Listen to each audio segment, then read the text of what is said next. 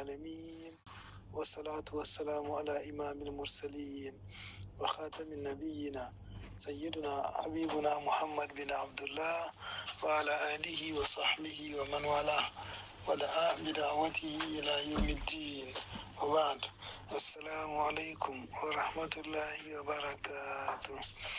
Today is Tuesday, the 14th day of the month Shawwal of the year 1445, according to the Hijra calendar, which corresponds to the month of April, the 23rd, 2024, according to the Gregorian calendar. Our hadith for this day was reported by Abu Musa Al-Ash'ari, and whose hadith content is as follows.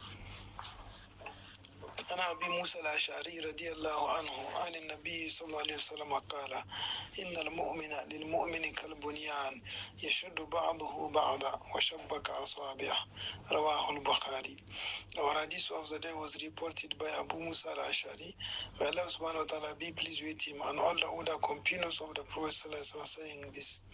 إن المؤمن للمؤمن كالبنيان يشد بعضه بعضا وشبك أصابعه.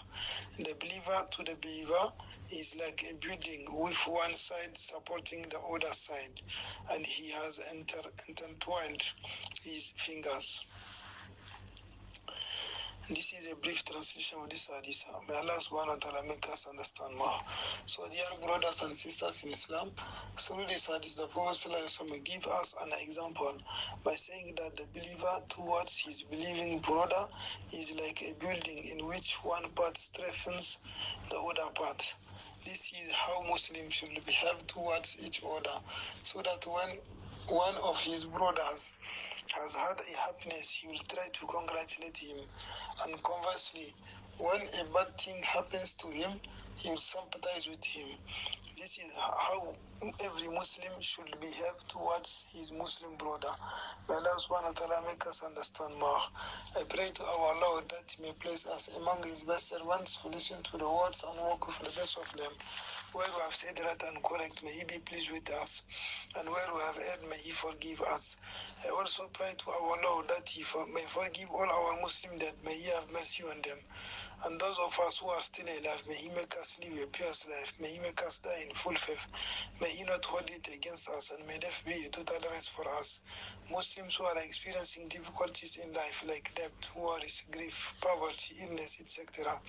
May Allah subhanahu wa ta'ala help them, for to Him belongs the solutions to all problems.